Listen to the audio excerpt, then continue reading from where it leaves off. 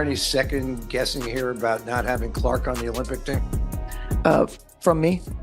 No. You remember when Cheryl Reeve, the general manager and head coach of the Minnesota Lynx, famously stated that she didn't give two SHTS about Caitlin Clark? Well, turns out, those two are worth a whole lot of money now, and the Lynx just executed the most shameless cash grab we've seen in the WNBA. And guess what? It's all because of Clark Reeve's sudden 180-degrry turn. As a coach of the home team, there's going to be a lot of people cheering for that other side. I'll get two shits.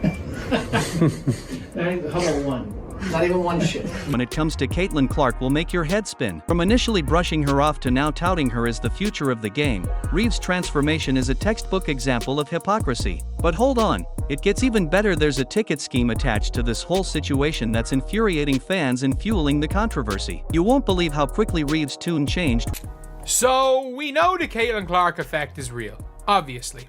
It is incredibly obvious that it's real. But this might just sum it up more than anything else. But the reality is, Caitlin Clark is a bigger draw than the WNBA Finals, and it's proven by this. Once she realized Clark could help line her pockets. Let's dive and let's take a quick stroll down memory lane. Not too long ago, when Team USA's Olympic roster was being announced, Caitlin Clark's name was conspicuously absent. At the time, Reeve stayed as quiet as a mouse when asked about Clark's influence on fan attendance. It was as if Clark didn't even exist in Reeve's world, and the lack of acknowledgement. Hey dummies, for the first time in the history of basketball, you have arguably a player who is the most popular player in the world. You could argue right now, Caitlin Clark is the most talked about, discussed, most popular, most puts asses in the seats, single basketball player in the world. You could argue that. Yeah, you could say maybe LeBron, Luka, whatever you want, but you can argue it.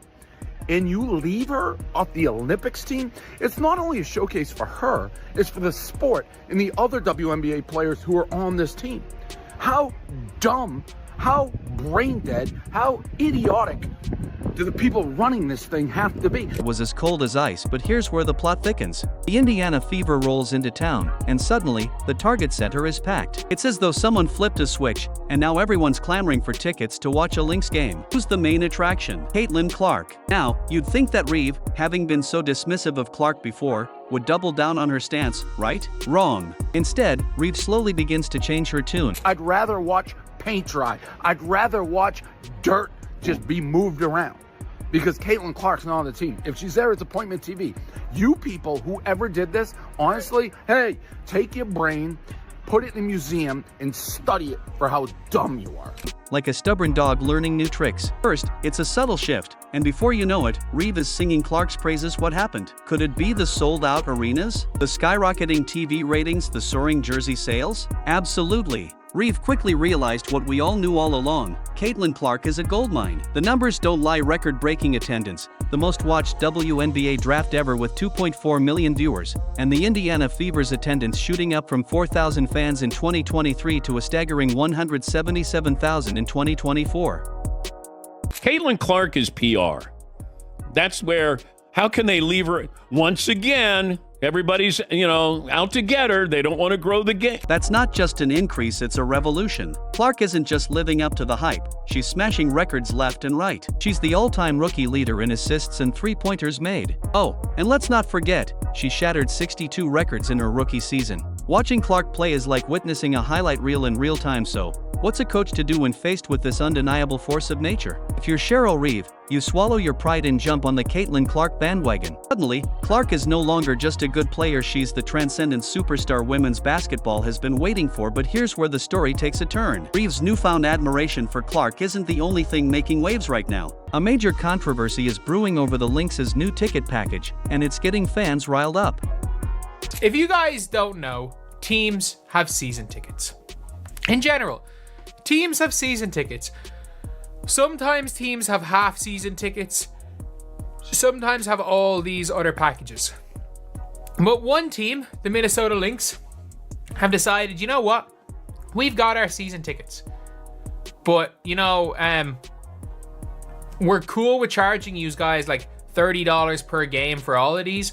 But when Caitlin Clark comes to town, we're going to be adding 10 times the price probably.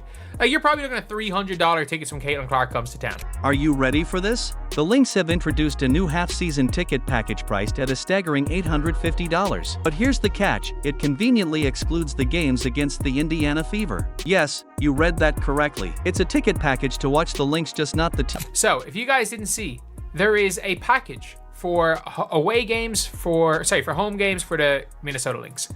So you can see here, these are half-season packages. So you can purchase packages to see every other game. You can get half-season packages for all of these games here, all of these games here. Option to add Fever games. Purchase a half-season package to receive access to add on the Fever game. Team that everyone is most excited to see them play, the Lynx are offering ticket packages that exclude one very important team, Caitlin Clark's Indiana Fever. Fans can't even purchase single game tickets to see Clark and the Fever play in Minnesota. Nope, the only option is to buy into the full ticket package. Understandably, fans aren't just annoyed, they're furious. Social media has been buzzing with criticism, with one fan saying, "I was bummed I did the half-season." You cannot buy a ticket to the Fever game without buying a half-season package. That is how confident they are in this. You cannot buy a ticket straight up for the Fever unless you are at all the other games. So you can't just buy a ticket to the Fever. Any other game, cool. The other games are all in the packages. And they're probably charging as much as the entire package to just watch the Fever game. Which is absolutely crazy. Like Than last year for the Lynx, but I'm not doing it this time. They lost me on this decision. Another added, "This is the most shameless money grab in any league history. Can't deny who the face is anymore." While the Lynx are playing hardball, other WNBA teams like the Seattle Storm and New York Liberty are taking the opposite approach by including games against the Fever in their packages. It's almost as if the Lynx are running a basket. we knew the Caitlin Clark effect was real, but it's like there are people still oblivious to it. Still people absolutely oblivious to it. But you've now got like purchase a half-season ticket to receive access to add on the Fever games. The Go has her own package. She literally has her own package. They could even sell out Gamebridge for day one of Fever camp. They 100% could.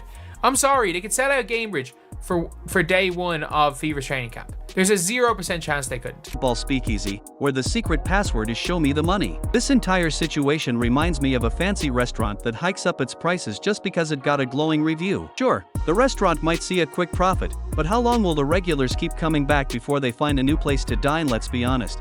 The Lynx's decision is about as subtle as a brick through a window. They're clearly trying to cash in on the Caitlin Clark phenomenon, but at what cost? Remember when Cheryl Reeve couldn't care less about Clark and how her presence impacted? If Unrivaled, if somebody got injured for Unrivaled, and it was while they're waiting for someone, they were like, "We've got Caitlin Clark for one day and one day only," but instead we're going to move it into wherever, is it in Orlando or Miami? It's in Miami, where the Miami Heat play in the American Airlines Arena is Miami, or is it the American Airlines Center? Is that the Mavs? American Airlines Arena, I think, is Miami, or whatever it's called now.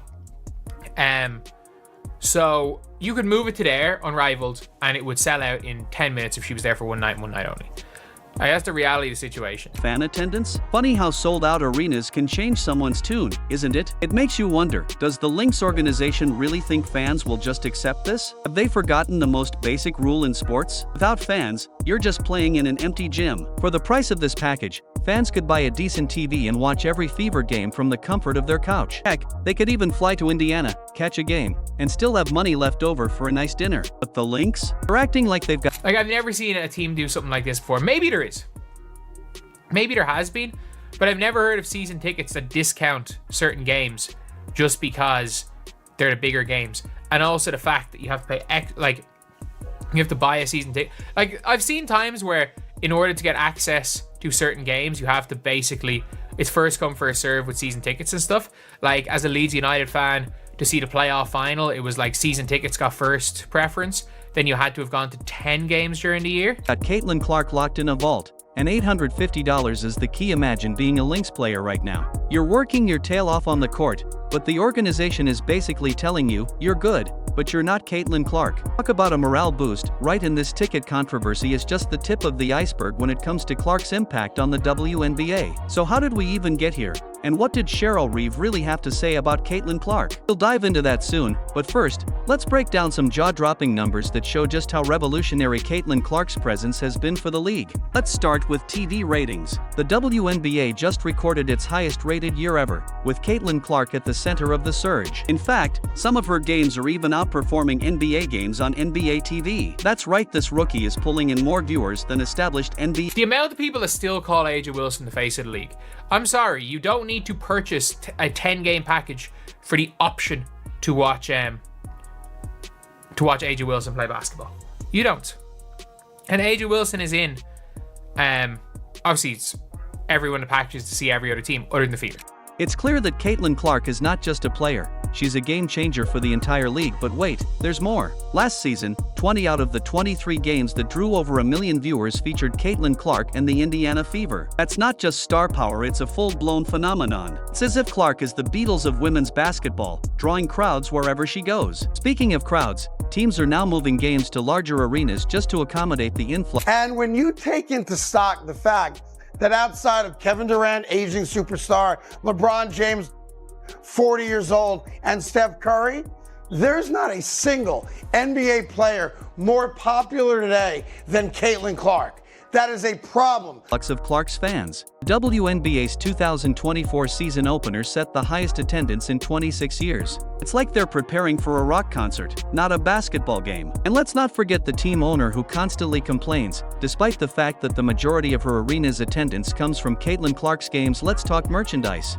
Clark's number 22 jersey is the top seller across the entire WNBA. The entire league is seeing record-breaking merchandise sales, almost as if Clark sprinkled magic dust on every piece of WNBA gear. Even the WNBA Finals felt the Clark effect, averaging over 2 million viewers, with Game 5 peaking at 3.5. Over 31% of the Mystics' entire attendance was in 2 games the Caitlin team played against the Mystics. The Sparks, the Aces, the Mystics, the Dream, all moved games when Fever came in town because of the attention that Caitlin and her teammates have drawn that last season. Fever's jersey sales was up 1,000% and attendance was up 250%. And they had the largest attendance on average per year, just over 17,000 per game. That's the most watched finals game in 25 years. And while Clark wasn't even playing in the finals, her undeniable influence on the league's popularity certainly played a role in those numbers. Even Cheryl Reeve, known for her understated nature, had to admit it, calling it the Caitlin Clark effect and acknowledging that Clark's entry into the draft created a wave of excitement that's translating into big business for the league. So here's the million-dollar question. Is this just a flash in the pan? Or is Caitlin Clark ushering in a new era for women's basketball? Now, I know what you're thinking, big deal. Clark's selling tickets. Such an incredible moment on a global scale for our game, for our players. It's like the fans are absolutely incredible. It's the same when we go on the road. Like there's so many people that are showing up in Fever gear. It's really affecting, teams all across our league, which is a really great thing. And, really, I think we're just scratching the surface. But let's take a step back for a moment. Caitlin Clark isn't just transforming the Fever or the Lynx, she's reshaping the entire WNBA landscape, and it's happening faster than you can say three-pointer. Think about it, other teams are watching this ticket fiasco closely. You bet they're taking notes and planning their own Clark-centric strategies. We could be heading into a future where every team raises prices when Future Hall of Famer and, has had a great impact on the game already. What are some things that you're seeing from Caitlin Clark that stands out to you? Clark comes to town. It's a slippery slope, and fans may end up paying the price literally, but here's the real twist: it's not just about tickets. Clark is changing how teams scout, market, and build their rosters. Suddenly, every team is looking for the next Caitlin Clark. It's like the three-point revolution, but for an entire player. And guess what? The players are watching, too. They're probably in the gym right now working on their long-range shots and flashy passes. We could be on the cusp of a new era in women's basketball: more offense, more three-point shooting, and more star power. But here's the million-dollar question: is this good for the WNBA in the long run? I think makes her special. I know everyone will talk about the logo threes, and Steph Curry did that for the NBA, right? Think about his popularity because his ability, this little guy, slight of build, running around splashing threes everywhere, right? It's exciting. Are we witnessing the dawn of a golden age, or is this a bubble that's bound to burst? Some experts are comparing Clark's impact to that of Steph Curry's in the NBA. They're discussing how her style could influence how teams scout and build their rosters in the future. We might be looking at a completely new style of play, folks. And it's not just about the on-court action. The WNBA's overall growth is being fueled by Clark's presence. Caitlin Clark's skyrocketing popularity has sparked discussions about potential expansion and lucrative media rights deals, big money conversations that could pave the way. But just sort of, understanding the physicality of the pro game, and likely the FIBA game, when she gets in that space, she will be very targeted towards, I believe, growing her physical strength and her ability to exist in spaces against bigger, stronger athletes than what she faced in college. So obviously, future Hall of Famer, and has had a great impact on the game already. For a brighter future for women's basketball. But let's talk about something even more important: you, the fans. At the end of the day, the entire Caitlin Clark phenomenon is driven by the people filling the seats, buying the merchandise, and tuning in to witness history unfold. However, there's a reality that fans need to face. Some teams, like our friends at the Minnesota Lynx, seem to believe you've got bottomless pockets. The truth is, this isn't just about the Lynx. It could set a precedent for the entire WNBA. Imagine if every team pulled this stunt. Suddenly, seeing your favorite player play becomes less of a right and more of a luxury. Now, it is an interesting situation, but what do you guys think? Do you guys think teams should be allowed to do this? Like, it is... Look, all these things are supply and demand at the end of the day. So, no matter what, you really think, no matter what really opinions you have on it, the unfortunate truth of it all is, in life, pretty much everything is supply and demand. So... the demand is going to be there for the Fever game. So I think Indiana, or not even Indiana, Minnesota are going to do that. And I don't think they're going to be the only team to do something like this. I get it. Caitlin Clark is a once-in-a-generation talent. She's bringing in new fans left and right, and the WNBA's overall viewership is through the roof. The league is experiencing its highest attendance in 26 years, and Clark's games are consistently drawing huge crowds and sky-high TV ratings. The WNBA is about to get a lot more exciting and possibly a lot more expensive, but it's not just about ticket prices. We're talking about increased media rights deals, potential league expansion, and everything in between. While that's fantastic for the league's bottom line, but the Fever games are just that. They're that big in general, and they're going to be that big of games. That many people are going to want to see them. Yeah, it's tough to just put it in with a package, because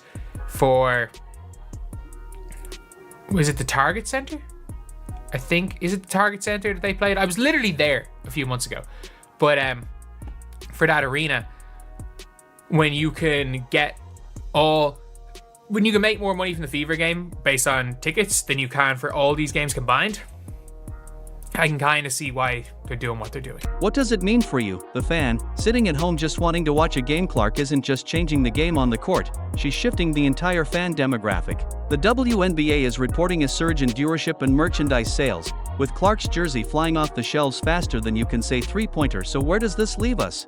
On one hand, we have a league that's more exciting than ever, with new fans pouring in and records being shattered left and right. On the other, longtime supporters are beginning to feel like they're being priced out of their own passion.